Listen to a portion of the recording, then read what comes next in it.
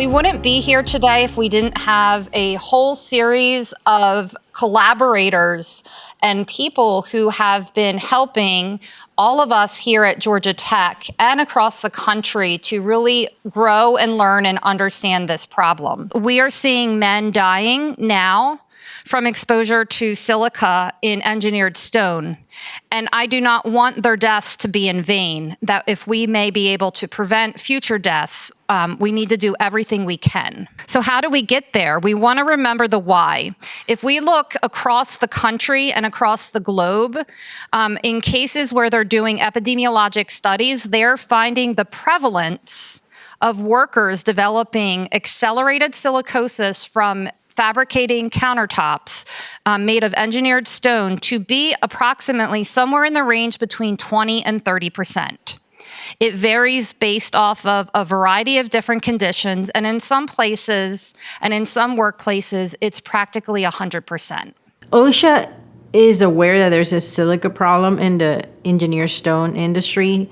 Those fabricators and installers are suffering from silicosis. We have identified already that there's high levels of silica exposure. OSHA started an initiative last year in 2023. So we have identified those groups that we know are overexposing their employees to silica. So the purpose of being here today is to raise the awareness that there's silica, it's a problem in the industry. Hopefully we can just make a huge change in this industry to kind of to help everybody, and as Jenny said, just to make people aware from the industry people to the medical providers as well. At the end of the day, it's a horrible product for the people who are actually fabricating it, but for the consumers, it's nice and it's pretty, it's durable, it's heat resistant, so it works for the consumer. But we have to do better if we're going to continue to use this product. We have to do better for the actual people who are working with it and fabricating it. The people who are actually putting it in the homes, they are at the greatest risk. There's a lot of pieces to this puzzle, but we do know that awareness and training is part of it. We also want to get the employers to understand that these are people that work for them, and we want them to go back to work every day. So we want these employers to reach out to consultation.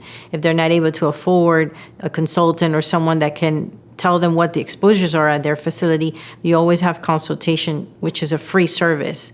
We want them to train their employees to explain to them that this is a hazard, so the employees will be more able to protect themselves too when they're giving a respirator or when they're using water. We have to do a better job of actually giving our people who are working with this product the proper protection. I want to especially address the Hispanic workers. We know that this is a large group of the people that are exposed to silica, and we want to explain to them that they're always going to be protected by the law. It doesn't matter what their status is. We want them to reach out to OSHA and let us know if they have an exposure of silica at their shop. Anybody that calls OSHA can remain anonymous. We will go out and verify if there's a problem or not. We're not going to disclose your name, and again, we just want you to call OSHA.